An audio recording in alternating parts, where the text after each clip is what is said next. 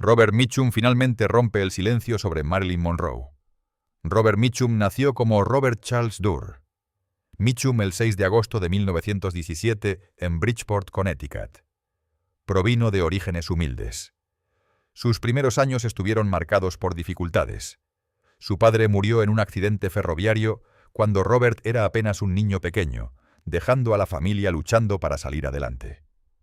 Su madre, Anne Harriet Gunderson Mitchum, hizo todo lo posible para criar a sus 3 hijos durante la Gran Depresión, inculcándoles un sentido de resiliencia e independencia que luego se convertiría en características clave del personaje de Mitchum en la pantalla. De joven, Mitchum era inquieto y rebelde. Se fue de casa a los 14 años, viajando en trenes de carga por todo el país durante los años de la Depresión, una experiencia que moldeó su visión del mundo y endureció su carácter. Trabajó en una serie de trabajos ocasionales, desde cavar zanjas y boxear hasta escribir poesía por encargo, e incluso pasar una breve temporada en una cadena de presidiarios del sur, después de ser arrestado por vagancia. Estas experiencias le dieron una comprensión de primera mano de la vida al margen de la sociedad, algo que luego informaría sus interpretaciones de antihéroes, vagabundos y hombres atormentados por su pasado. La entrada de Mitchum en la actuación fue casi accidental. A principios de la década de 1940, después de casarse con Dorothy Spence, el amor de su vida y su compañera de toda la vida, aceptó un trabajo en Lockheed Aircraft en California, mientras también trabajaba a tiempo parcial en producciones teatrales locales. Su carisma natural y su voz profunda y resonante llamaron la atención rápidamente. Después de aparecer en pequeños papeles cinematográficos, Mitchum firmó con RKO Pictures, donde comenzó a construir su reputación como un actor serio. Sus primeras actuaciones en westerns y películas de guerra como 30 segundos sobre Tokio, 1944, y la historia de G.I. Joe, 1945, le valieron el reconocimiento de la crítica, y esta última le valió su primera y única nominación al premio de la Academia como mejor actor de reparto. A finales de la década de 1940 y 1950, Robert Mitchum se había convertido en un protagonista conocido por su presencia relajada, genial y enigmática. Surgió como una piedra angular del cine negro, protagonizando clásicos como Retorno al pasado, 1947, Encrucijada de odios, 1947, y The Big Steal, 1949. Sus interpretaciones encarnaban a los héroes hastiados y cínicos que definieron el género, hombres que parecían moralmente ambiguos y profundamente humanos. Su suave barítono y su estilo de actuación minimalista lo hicieron destacar en una industria que a menudo favorecía la teatralidad. Mitchum no actuaba tanto como existía en la pantalla, y el público no podía quitarle los ojos de encima. Sin embargo, la carrera de Mitchum no estuvo exenta de controversia. En 1948 fue arrestado por posesión de marihuana, un escándalo que podría haber acabado con la mayoría de las carreras en ese momento. Pero Mitchum lo enfrentó con su indiferencia característica, cumpliendo una breve pena de cárcel y regresando a Hollywood con aún mayor mística. En lugar de dañar su reputación, el incidente solo añadió a su leyenda de chico malo, el rebelde que jugaba según sus propias reglas, tanto dentro como fuera de la pantalla. A lo largo de las décadas de 1950 y 1960, Mitchum demostró ser uno de los actores más versátiles de Hollywood.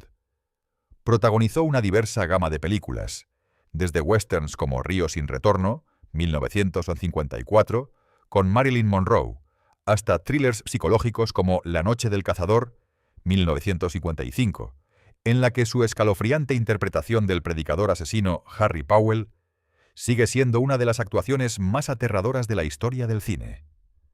Más tarde, en Cabo de Miedo, 1962, interpretó a otra figura amenazante, el ex convicto vengativo Max Cady, ofreciendo uno de sus papeles más icónicos. A pesar de su fama, Mitchum nunca pareció seducido por el glamour de Hollywood. Era conocido por su humildad, su sentido del humor y su negativa a tomarse la industria demasiado en serio.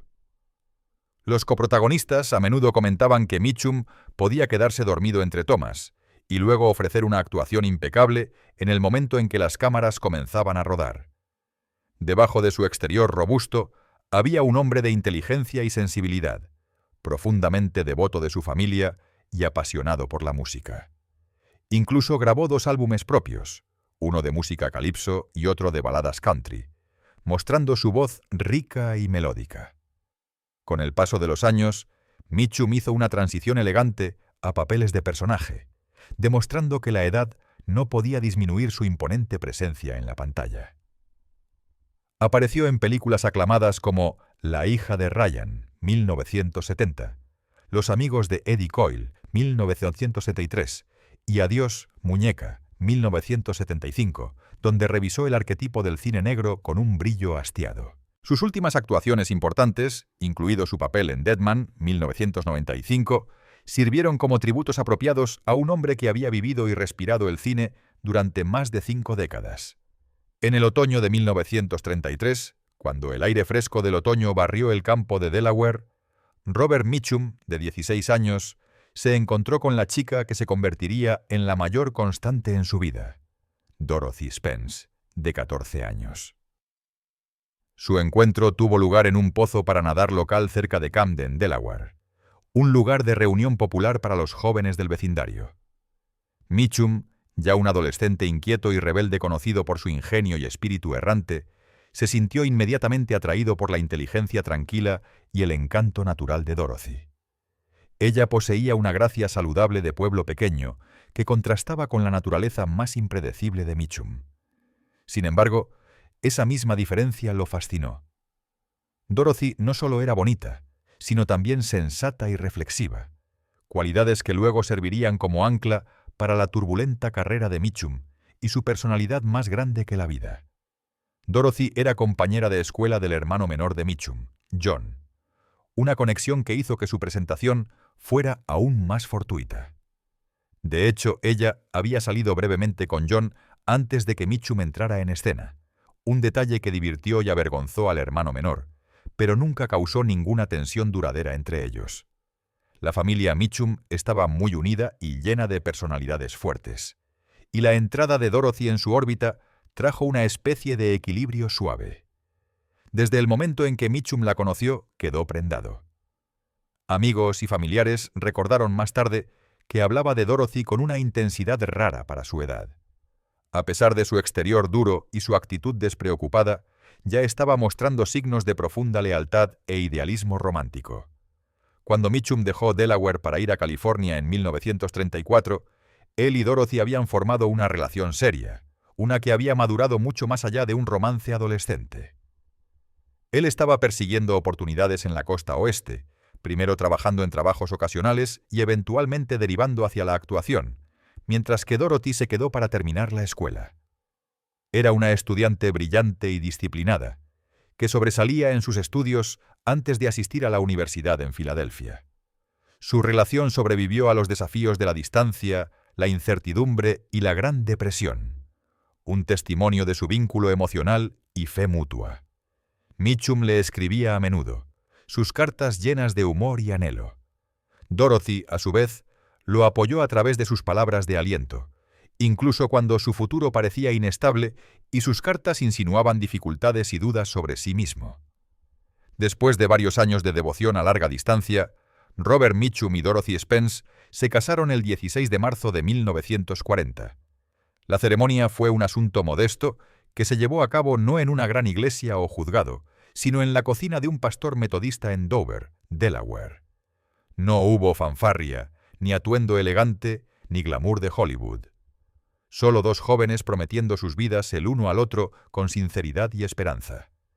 La simplicidad de ese momento reflejaba quiénes eran, prácticos, humildes y calladamente comprometidos. La fama posterior de Mitchum lo convertiría en un icono de la frialdad y el desapego. Pero detrás de esa imagen había un hombre que había encontrado estabilidad y propósito en su matrimonio. Poco después de su boda, Mitchum llevó a Dorothy West a Los Ángeles, una ciudad que bullía de promesas e imprevisibilidad. Al principio, su vida allí estaba lejos del lujo que vendría después con su estrellato. Mitchum trabajó en Lockheed Aircraft Corporation, un importante empleador durante los años anteriores a la guerra, realizando trabajos manuales agotadores en las líneas de montaje para mantener a su joven esposa. Trabajaba turnos largos y regresaba a casa cansado, pero la presencia de Dorothy le daba la motivación para seguir adelante. Fue durante este periodo que comenzó a incursionar en la actuación, primero a través de pequeños grupos de teatro y trabajo de extra que eventualmente lo llevó a papeles cinematográficos. En junio de 1942, Mitchum finalmente consiguió un trabajo estable en Hollywood, el comienzo de una carrera que lo convertiría en una de las figuras más perdurables del cine estadounidense. A medida que la estrella de Mitchum comenzó a ascender, su vida familiar con Dorothy siguió siendo su base emocional. La pareja dio la bienvenida a su primer hijo, James Mitchum, el 8 de mayo de 1941. James crecería para seguir los pasos de su padre, labrándose su propia carrera como actor y finalmente ganando un reconocimiento por su trabajo en el cine. Su segundo hijo, Christopher, nació el 16 de octubre de 1943 y también se convirtió en actor, conocido por sus papeles en películas de acción y aventuras a lo largo de la década de 1970. Finalmente, su hija Petrin nació el 3 de marzo de 1952. A diferencia de sus hermanos, eligió una carrera detrás de las cámaras como escritora, creando obras que exploraban el complejo legado de su padre y el mundo interior de la Edad de Oro de Hollywood. Durante décadas, los expertos de Hollywood y los historiadores del cine han especulado sobre la verdadera naturaleza de la relación de Robert Mitchum con Marilyn Monroe. Las dos estrellas icónicas compartieron la pantalla en la película Río sin retorno de 1954. Una película que se convirtió en legendaria no solo por su impresionante paisaje, sino también por la tensión, la atracción y la complicada dinámica entre sus dos protagonistas. Aunque Mitchum había permanecido en gran parte en silencio sobre Monroe durante la mayor parte de su vida, prefiriendo desviar las preguntas personales con su característica indiferencia fría, finalmente se sinceró en raras entrevistas al final de su carrera. Sus reflexiones fueron tiernas y brutalmente honestas, revelando un lado de Monroe que pocas personas vieron. «Era una niña perdida en el cuerpo de una mujer», dijo Mitchum, su voz profunda llevando el peso del tiempo y la memoria.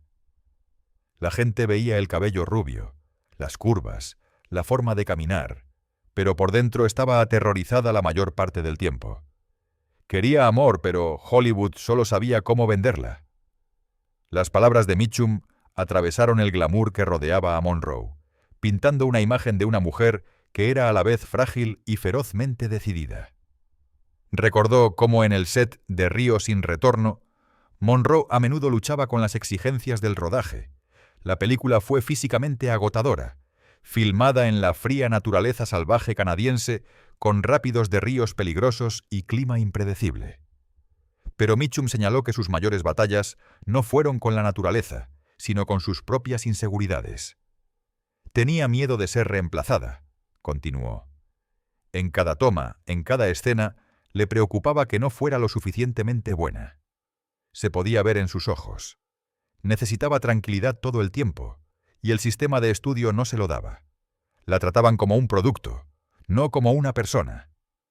Mitchum, quien era famoso por ser seguro de sí mismo y sin pretensiones, desarrolló un afecto protector por Monroe durante el rodaje. A pesar de sus diferencias, su masculinidad tosca frente a la delicada sensualidad de ella, había un respeto mutuo entre ellos. Llegaba tarde mucho. Claro, admitió Mitchum con una sonrisa irónica. Pero cuando la cámara rodaba, nadie podía quitarle los ojos de encima. Tenía esa cosa que no se puede fingir, algo que venía de algún lugar profundo y doloroso. Detrás de las cámaras, Mitchum fue una de las pocas personas que se negó a menospreciar a Monroe.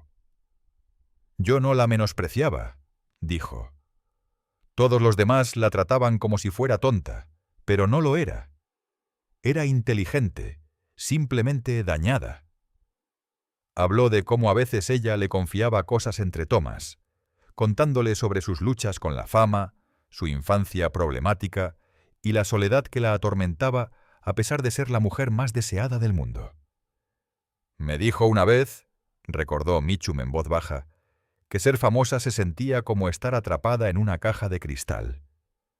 Todos podían verla, pero nadie podía oírla. Su amistad nunca floreció en romance, aunque la química entre ellos era innegable. Mitchum la respetaba demasiado como para aprovecharse de su vulnerabilidad.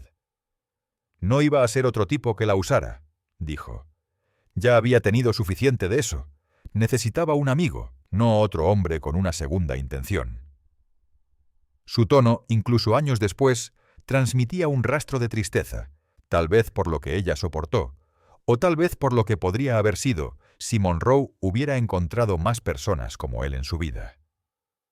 Cuando Monroe murió en 1962, Mitchum se vio profundamente afectado.